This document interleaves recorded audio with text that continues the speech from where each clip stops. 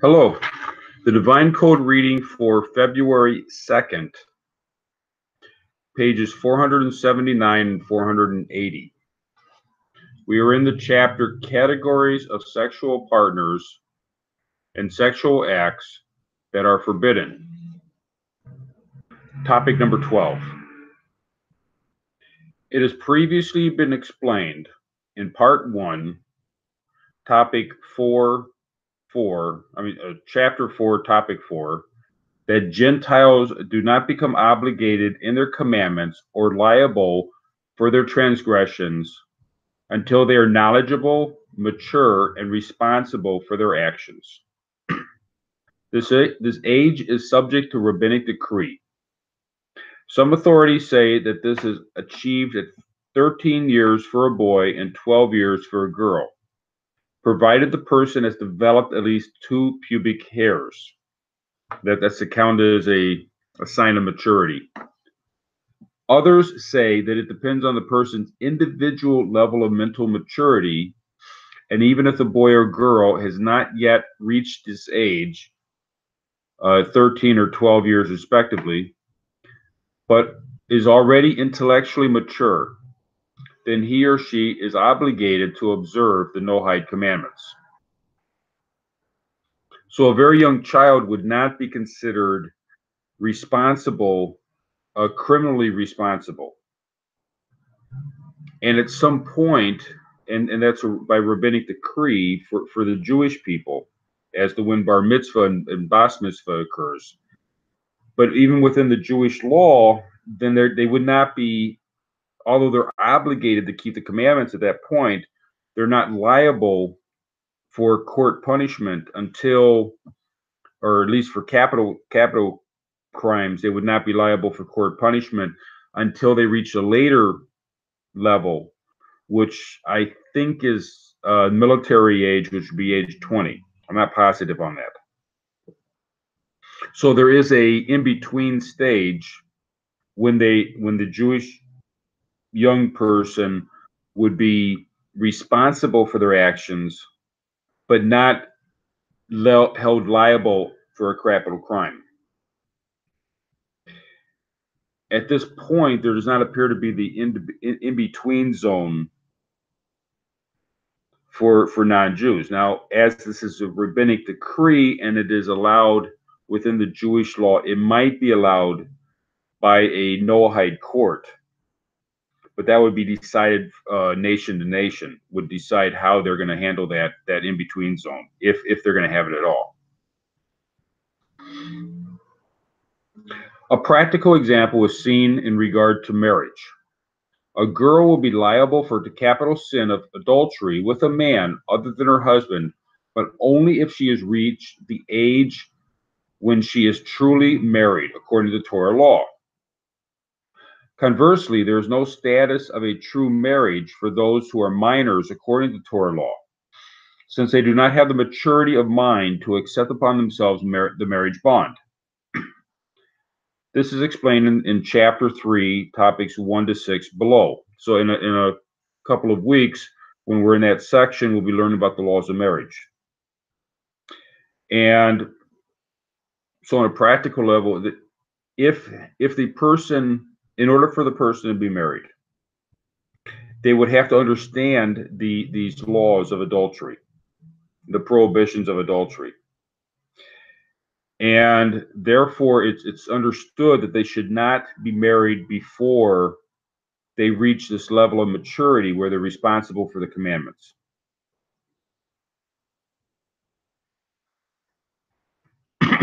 And if a person is married prior to that, it would not be considered a proper marriage, because they don't have the responsibility to understand the laws that are involved.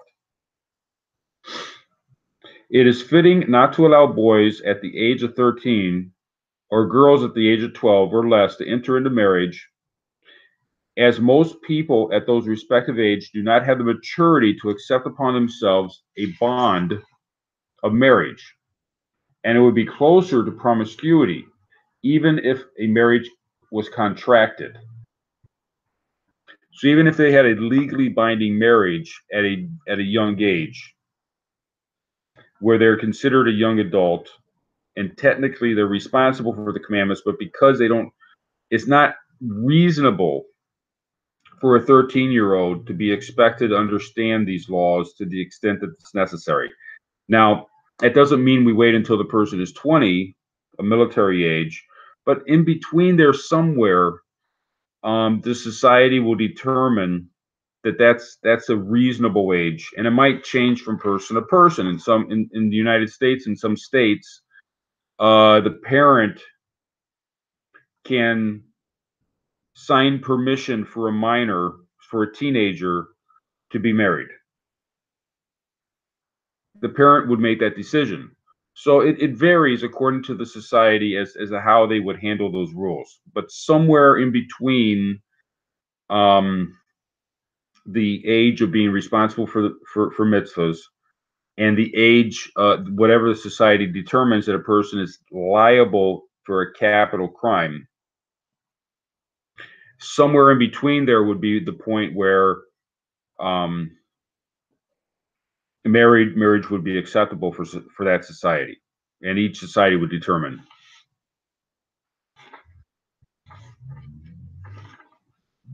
See footnote 117 below, and we're at footnote 38 right now, which explains why the minimum age for full marriage within Torah law for Gentiles can be higher than the minimum age at which one becomes liable for the Noahide commandments in general, since if a Gentile's marriage is not recognized by society, then according to the Torah law, it is not considered to be a full marriage. That is, if the society does not accept that a 14-year-old girl is old enough to marry, then if she becomes a man's domestic partner or without a marriage contract and she then has relations with another man while she is still 14, they will not be liable for adultery since she cannot be fully married. So according to this, it would be the point in time that the society determines that a person is liable for adultery. Now, within the Jewish law, if a person is not held liable until they're 20, but yet Jewish people, they might get married at 17. So I'm not sure how they figure that out. But there's in here it's saying that it would be the time, according to this point here, it would be the time that a person is held liable that the marriage contract would be acceptable. This follows the opinion of Rambam, who holds that within a Noahide code, the marriageable age is also determined on the decision of the society as a whole, together with the decision of the mature partners who wish to become husband and wife. This takes precedence over the wishes of a boy or girl who have reached maturity at the younger age and desires to become fully married. These and related issues are covered in chapters 3 and 4 below, and we're currently in chapter 1.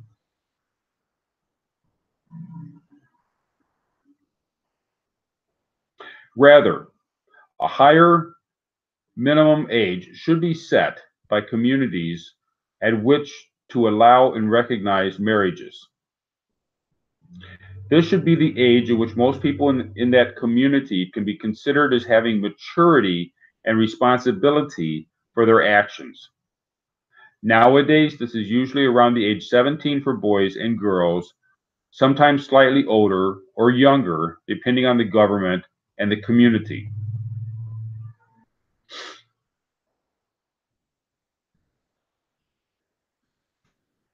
Topic number 13. It has been explained that a minor child is exempt from liability for violations of the Noahide commandments. Therefore, if two Gentiles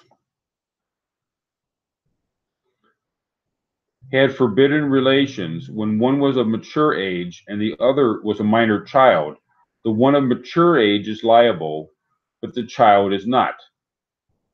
Rambam, The Laws of Forbidden Sexual Relations, 1:13-14. So, okay, so whatever time the society determines, the person would be held liable for forbidden relations. If one person is older than that age, then that one person would be liable in a court of law. If the other person is younger than that age, then that person would not be liable in a court of law. So in this case, each person is considered separately based upon their own age. Heterosexual relations with an underage child are only considered within Torah law to be true intercourse when a boy with a boy, if he is at least 9 years old, and with a girl if she is at least 3 years old.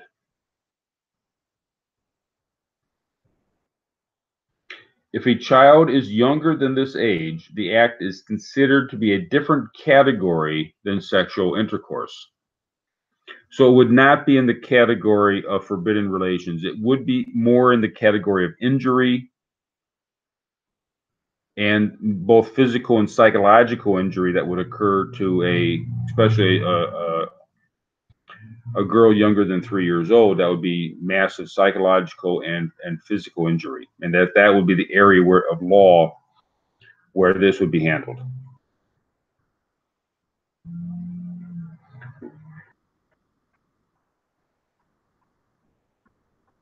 Also, Rambam, the laws of forbidden sexual relations, chapter 1, topics 13 to 14. As explained in Sheva Mitzvah Hashem, part 1, volume 1, part 1, footnote 92. The disagreement as to whether a child reaches an age of liability based on personal maturity, or if it depends on reaching a certain age, is only regarding matters that depend on intellect and knowledge. However, regarding physical capacities, such as whether the relations are in the category of true sexual intercourse, there is no difference between Jews and Gentiles. A boy reaches this point at 9 and the girl at age 3. So when it's physically possible for there to be relations, is at the age of 3 for a girl and an age of 9 for a boy. Before that, it's not really physically possible. That's the way it's understood. Because it's not physically possible, if somebody attempted that, it would be considered under the category of injury and would be handled under that category.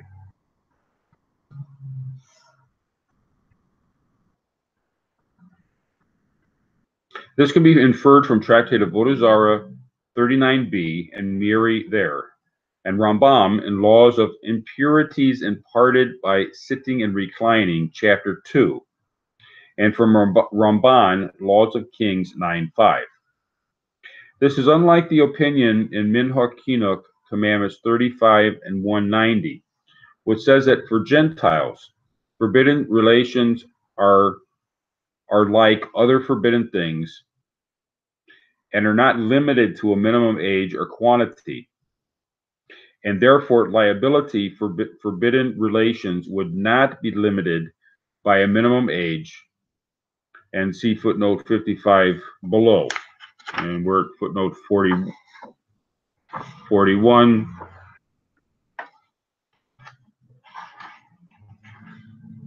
So footnote 55 will be on the beginning of the next chapter, so it'll be in a few days.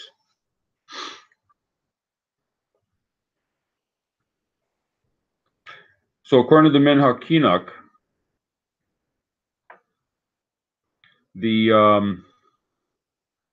there's a concept that there's no concept of measurements. Now, whether or not an age, the body's aging, the physical process of the body would be counted as measurement is unclear, and that's apparently what the question is.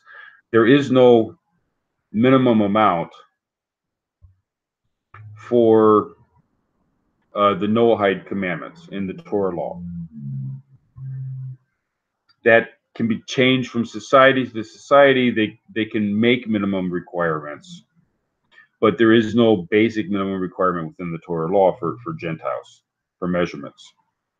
So the question is whether or not the age of a person is considered a measurement. Now, if we've already determined that the age of maturity was when a person is liable, or you have an age when a person is responsible for a mitzvah, and another age where a person is liable for a mitzvah, and somewhere in between. So marriage is allowed. Once we've established that marriage is allowed at a certain age, then we've already established that the age is important. Therefore, I'm not sure how the Minhag Chinuch would argue that age is not important in this regard, unless that is the underlying principle of the Jewish Torah law for the minimum age of 3 and 9 for a girl and a boy. If that's the underlying reason for the age for the girl and the boy is because of measurements, then it could be said not to apply to Gentiles. But if it's because of the physical development of the body, then it would also apply to Gentiles. But according to Minhag Chinuch, it would not apply.